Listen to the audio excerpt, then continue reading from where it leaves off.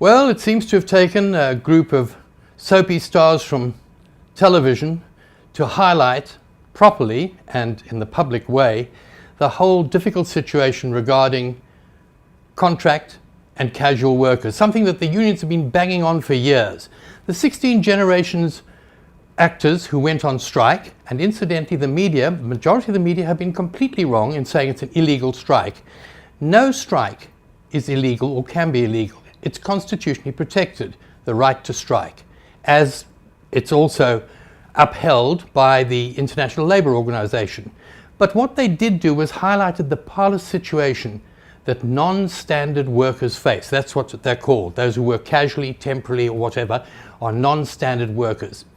And they certainly have raised them. And it's unsurprising, really, because this week we had the new amendments to the Labour Relations Act and the Basic Conditions of Employment Act brought into force, on Sunday actually. But the generations argument, and of course something I raised in my Inside Labour column last week, the whole situation regarding the sex industry and whether sex work should be decriminalised, partially criminalised, or continue to be criminalised for buyer and seller, that is also raging. But in fact, just as importantly were those amendments. And these amendments have actually given more rights, extended the rights to contract and casual workers, rights which they should, under the Section 23 of the Constitution, have had in the past. Section 23 actually says that everyone has the right to fair labour practices, and this has now been upgraded. The so-called loopholes in the law, some of them have been closed. Now this is bound to result, I'm sure, in some politicians and certainly some employers saying that this has weighted everything in favour, once again, of the workers.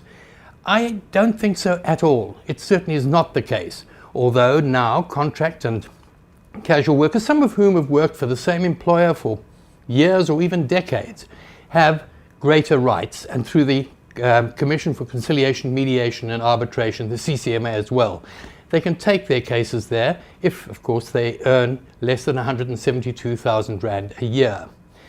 And it hasn't brought them greater weight in the scales of justice than employers. It's completely incorrect.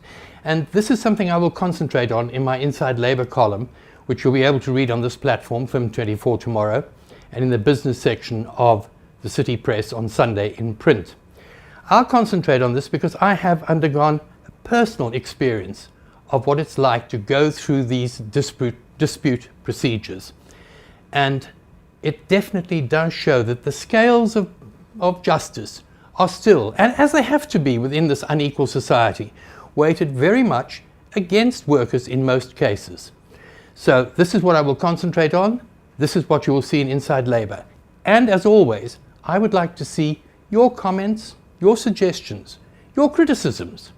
Submit them, please, to editor@fin24.com. That's editor@fin24.com. And for this week, that's all from me. Cheers.